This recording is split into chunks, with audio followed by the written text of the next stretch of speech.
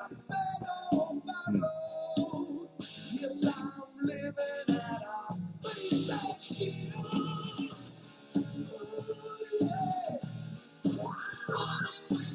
right, I think we might be live. We might be live. I'm having a little problems with the stream this morning. Let's see.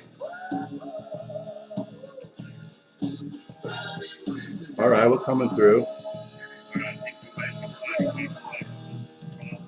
All right, good morning. Good morning. It is 6:33. It is June 12th. We have the CPI. We have the FOMC. We have a bunch of earnings. We're hovering near the highs of the year. A lot of things going on. Hope everyone had a great weekend. Let's get to it. I am live. My name is Scott Redler. I am the Chief Strategic Officer of T3Live.com. This is the 630 Club. This was established during the pandemic when everyone wanted to know what to do and how to do it, when we had no idea if the world was going to end. And guess what? The world didn't end. It never does. And if it did, we wouldn't be here. So that means you have to position yourself for the future, multiple time frames, for the long term, for college, for active, for swings, for options, a little bit of everything. That's what we're doing, a little bit of everything. Anyway, hope everyone's feeling well. Got a little fitness in, had a little family, a little friends, little beverages. That's what that's what the weekends are for, and fed the brain a little bit. Hopefully you didn't read too much and harp on the action too much, because if you did that, it doesn't really get you anywhere. You got to see what the market's doing in the morning anyway. Finally, Trump got indicted for his crimes. All right. This is not what the forum for that. I do sometimes rant that I wish we weren't going to have two different candidates running, both of them over 80 years old. I tend to live in the middle or try and be a little bit of a common sense moderate, but that doesn't get any attention. Anyway, let's get to the markets. That's not going to make you money, and that's not going to be constructive, talking about things that are out of your control. What up, Austin? What up, It's? How you guys doing? Anyway, oh goodness, this will be a week, right? So you look here at the chart, right? This is the chart of the SPYs. What a move. I always, over the weekend, I say know your chart patterns, know your candlesticks. I talk about moving averages. I talk about how to navigate, whether it's a portfolio approach or an active approach. And, I've been in some kind of portfolio approach, I think pretty much since around here. Since March 28th, when we took out this downtrend and we had that gap up above the 200-day, market's been pretty methodical since then. Where this last move also, starting May 26th, it's now June 12th, this one was really tradable. Between tech acting very well and a little bit of rotation, and with some stocks actually, to buy high and get higher. From here, all of a sudden, we hit what, 432? 431.99, which was the August high. So the SPYs finally hit the August high, while the Qs, they've been doing a lot of the heavy lifting, and a lot of people keep focusing, well, it's only 6 stocks, it's only the tech. I'm like, well, if you're a trader trading for a living, you don't care what it is. Then be in the 6 to 8 stocks that are working. Don't be in the S&P 500 in the other, 490. You don't have to. Anyway, the Qs have been awesome. This was your August high, and we've been in a sequence pretty much since, I would say, right here, the same date. This was March 16th, so 2 weeks prior. We've been trying to navigate. We've had really great setups in Google, in Amazon, and Apple. Tesla, been fantastic. Meta's been fantastic. Netflix, all the names that, when they move, they move. So as a trader, you have not a lot to really complain about. Only complain if you're trying to pick tops. Only complain if you're listening to all of these billionaires who tell you it's too risky for you to be in the market, but they're fully invested, et cetera, et cetera. Take some accountability and figure out how you could approach the market by listening to the charts in the market, not everyone around you. And get rid of the people on Twitter, that all they do is call for the world to end, because, again, if the world ends, you're not going to know. All right, so what do you know?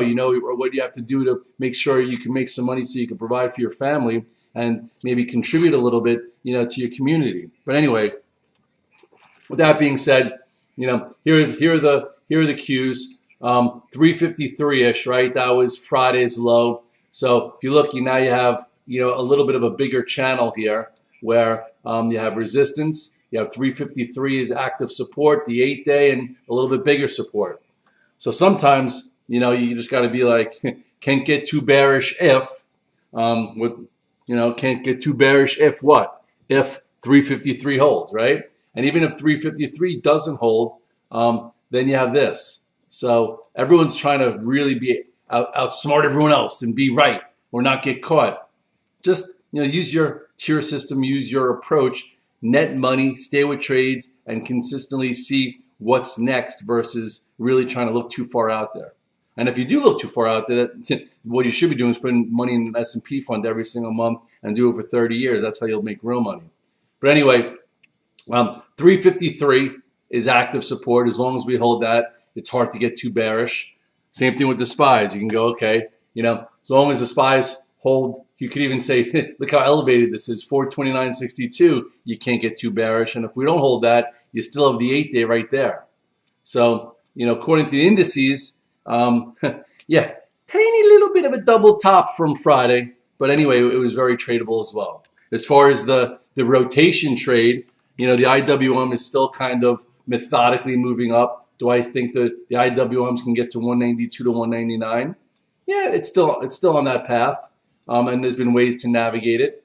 Here was your break above 177. You had a little bit of an inside day, and and then what did it do? Hit 187. So I would say this trade is still intact as long as it holds 184.45. So it's building another bull type flag for maybe a move into this zone if things want to continue to somewhat play catch up. The banks, hanging around above the moving averages. Maybe the XLF could see a move towards 33.60. It held the trend line, but it's not super exciting. And some things are starting to get a little tired. They've had big moves. And listen, lots of inflection points sometimes happen around a Fed day. Okay, so that's Wednesday. CPI is tomorrow, so I wouldn't expect too much. Like, why would the S&P break to a new high today when you have the CPI tomorrow and the FOMC Wednesday, and then you have the day after, which is also so.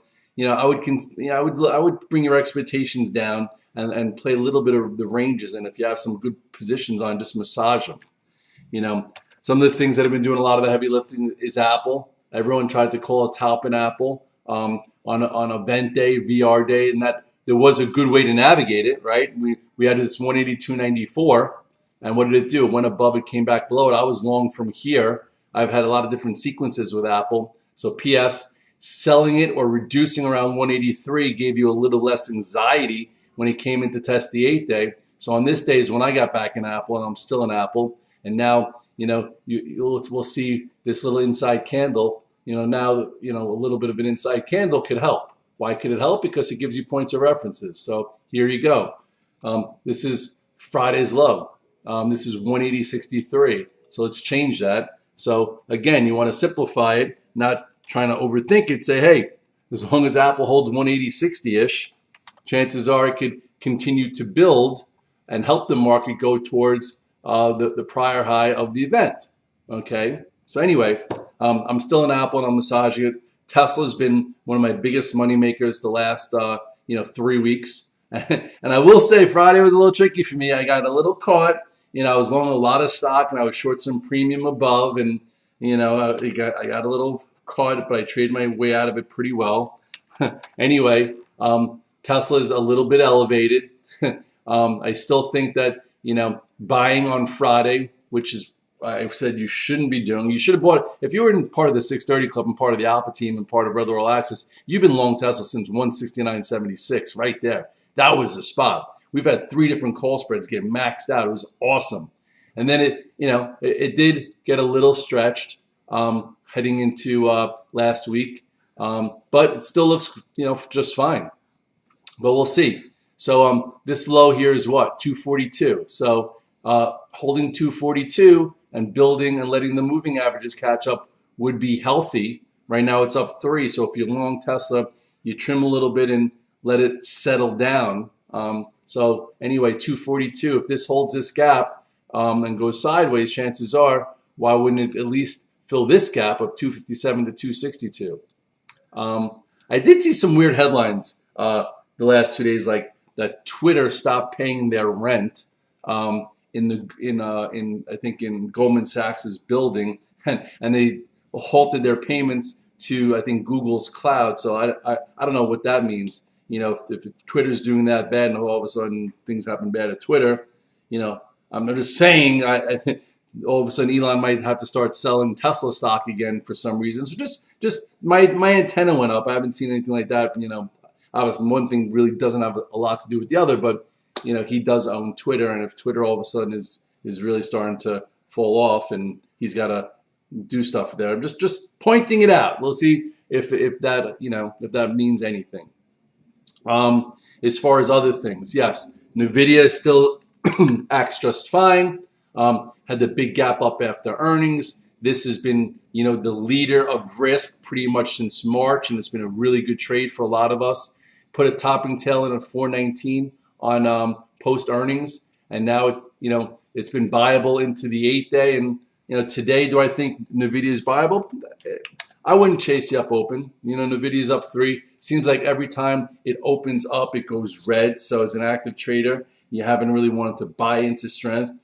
Sometimes you can make some cute money from green to red. But ultimately, do I think 419 is the high of the year? Probably not.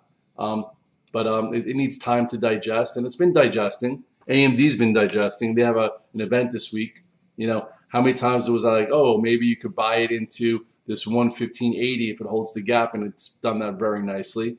I put a whole big strategy to buy AMD closer to here when it broke the moving out. So AMD's pretty much been above the 8-21 days since 91.60. So that is when you want to notice it. Now it's like a tactical trade, and it's trying to prove it can continue to go higher. This was important when it was extended. A lot of guys sold into the strength here when it couldn't hold 127.43, and then bought back into the moving averages. That's how you navigate ranges, right? Started to see a lot of charts of Boeing. Okay, I started talking about Boeing a week and a half ago. I put it on a power play, looking at the channel, and at this point, it looks like it's ready to break above the channel, which would probably be healthy for the Dow. I put it on as a power play somewhere around here for my group, and they're already in the money, which is nice. It's nice. Anyway, it's now above this little area, and we'll see how that goes. What's Boeing doing today? Boeing is up 50 cents at 217.84. Okay, so hanging around. So that's looking decent for the Dow. But this is a nice pattern. Look, 4 months of sideways action. Got above the 8th day, and then now we'll see if it holds this to continue. Do I like MU? That's pretty gross, actually. I haven't really looked at MU since that came out with that news and held, and then all of a sudden it reverse gap down. It's choppy. I rarely like the way MU trades. If the semis that I've been really again focusing on has been Nvidia all year. Nvidia is clean. Nvidia trades, gets through levels, it goes. I don't MU. I feel like it's like a battleground. There's always something going on in China, or there's some kind of memory this or that. So for me, on my go-to list for semis has really been Nvidia and AMD, and every now and then I'll play Qualcomm. Or look at this Avago. Avago, is holding up here. It's nice and tight, nice little bull flag. So maybe see if Avago, that strength was sold. This week's a tricky week. It really is. To me, I've just went on like a 5-week tear where I went from down a bunch because I was down for the quarter to now I'm above my high water mark. I'm at my historic trading highs, so I'm pretty happy. And I dodged a pretty big bullet on Friday. I was a little, I had a lot of things going on, so I have a little bit of a risk down. So I'm coming in today. I did buy some SPY calls just in case they try and make one new high on Friday into the dip. I'm still managing Tesla and Apple and a few others. This AI is still interesting. It's building. If AI could hang out in here, it's good to see that there's still some, a little bit of, not say animal spirits, but it's still intact. I'm still, some guys are like, am I still in U? I'm still in this Unity software. Why? I'm giving it to this 3450. I thought it would be acting better, but at this point, it's still hanging around. There are some things you could sit in it that might not be ready, but when they go, you want to be in it and watch. Things like Google and Amazon and Meta, they've had big runs. So I'm trying to, kind of watch them and see if there's another move. But this candle in Google to me was pretty ugly. Okay, I was really big in Google here. I tried being in it in here, and then you had your red dog reversal sell, and now it's in the bottom third of this. Didn't really bounce back really well. So Google, I would think, just be a little careful. If it got back above 123.22 and popped back in here, it could be in rebuild mode. But for now, this bearish engulfing candle is kind of in control for now. Sometimes it takes a little time to work that off. Yeah, Netflix has been tremendous. Amazon bounced back a little bit better, but still, some guys I saw pointing to the diamond formation, where it's like this, the diamond. So what does that mean? Anyway, I'm not going to try and get all fancy here.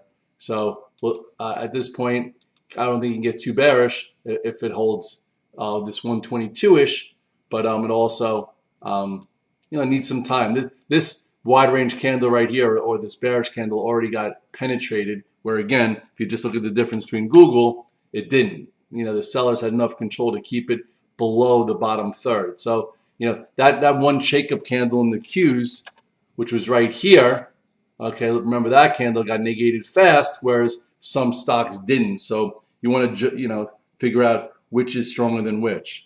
Oracle chart. I haven't been trading Oracle. Oracle looks really good. Last time I looked at Oracle was right here. Look at that. It's been following the rules above the 8-day. Wow. I think it has numbers this week, so just be careful. I'm sure expectations are pretty high there. Starbucks has been painful, I think, for a bunch. Yeah, Starbucks. You had this gap down that never got filled, so it showed you power to the downside, and then it built this bear flag right here, and then it broke.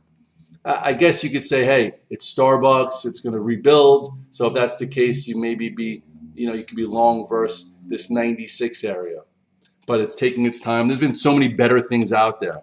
Yeah, you could test the water with some of the blue chips that are trying to rebuild, but really you want to stay what's moving. You want to stay what's in play, because there's only so much bandwidth you have out there. But this this was what? This was 114, and some are saying, hey, it's a double bottom, but in order to get going, it's really got to get above that, and it's got a lot of work to do. What else were people asking me about? They were asking. This was just, you look at the chart. Somebody pointed it out to me, like, hey, what do you think of this Rumble? And it had a decent candle, so I bought a little bit just to see if maybe this. Sometimes off the bean path stocks pop up, and I go with them, but they're not great. Oh, somebody was like, what about BABA? BABA's been a pain in the butt, but I guess you could say BABA's more set up than it's been in a little bit. I would say if you needed to do anything with BABA, you just take options. Buy a call spread or a set of calls. Trading this stock is horrible. It's been horrible for a long time. We did make a little bit of money in BABA here. I think I bought BABA options on this day, and made some. It didn't do a whole hell of a lot since. What's this high? This is 87.87. So yeah, it looks decent. I would say it's got to get above 87.88 to get better. There are a lot better things out there. I would say. Let's see what's it doing this morning. It's up 25 cents. Not doing a whole hell of a lot. Yeah, this is a bull flag, right? This is at 85.75. This low here is what? That's 80. So you could say, hey, you could be inverse this, and if it had a big igniting bar, but I would say it's not worth your time. It doesn't trade well. Sometimes they're just things that haven't been trading well. And every now and then there'll be a little bit of a move, but it takes away from things that are trading well. If you want to do something here, maybe buy like an 88, like a 90 by 95 call spread. If you think it's going to get to the 200-day, then I would just risk his premium paid, buy a call spread, or do whatever. All right, so either which way, the SPYs are up 80 cents. I would think today will be some kind of inside day. You have 429.62 as pivot support. This is resistance. There's the 431.73. Right now the SPYs are kind of in no man's land. Just up 84 cents. So it's still ranging out right here, 430.74. So it's right in the middle. And the 8 days down here, so it's a little extended. I could see us being, again, little choppy the next day or two, very specific. Tomorrow there will be volatility with the CPI. They'd like to see the CPI lower. The market still wants disinflation. The odds right now are that they don't raise, during on Wednesday, but now it's increasing for July. So people are like, what do you think, Red Dog? I'm like, well, if they're probably not going to go this time. If they do, and they do a surprise rate hike, the knee-jerk movement will probably be to the downside just to start. But then the people are like, oh, well, I guess the economy's that strong that they could do that. Anyway, if they don't do anything and we take off and we get above this 431.73 and you go to your weekly chart, people are like, what could be next? Well, if you remember last time I showed you this weekly chart, this was like a few weeks ago here. I'm like, I think we can kiss 431. I haven't ridden in there in a while. And now this is where we're at. Where could we go next? Well, the next point of reference really, what's this? That's 450. This is 445. This is the bottom little tail here is what, so could happen, I guess. If all of a sudden the trend stays intact and they can't sell down tech and small caps get some rotation, the banks act better. There's really nothing between now and the next earnings season. They're already taking down earnings a little bit, so maybe it can become better than feared. And if you remember, this was the move until late August. So if all of a sudden this trend and this FOMO and every article out there is now talking about the new bull market, you don't get in the new bull market at 20% off lows. Hopefully you got into the market here right around 400 when this mini flag broke to the upside. Remember this? This was back in March. This was your time to get in for what could be a new bull market and measure it. Once you're in the new bull market, chances are you usually get a little follow through, but that's not the time to go cajones to the wall. Same way when you're finally 20% off the highs and say, oh, you're in a bear market. You don't sell stocks when you're down 20%. You sell them when they break the 821 day, and usually they're only down 4 or 5% off the highs. Anyway, this is I could talk about this stuff all day. Bottom line is there's a pretty big void here that could happen. I remember during this move, it knocked the teeth out of the shorts. While Wilson was talking about new lows this entire time, if you started too early, you got screwed. And we'll end up going to new lows. It just started with a red dog reversal here, and then it continued. So anyway, there could be another move here to the, what would this be? This is like 447-ish. Doesn't have to happen this week, but if we get through the Fed and they give you clues that they did their job, chances are if we do that, and then if things get hot again, then in July they probably raise and they got to cool it down again. So push, pull, push, pull. What's your time frame? Have multiple plans. Try and continue to net money. Stay with trades. Look for setups, not tops and not recessions. Not for the world to end. Those three things will not make you money, because even if we do get into a bear market where this doesn't end well, starts to show its face, you have to know what it looks like, not just anticipate it. So with that being said, good luck today, guys, and we'll try and connect the dots this week. I appreciate you. Thanks for tuning in.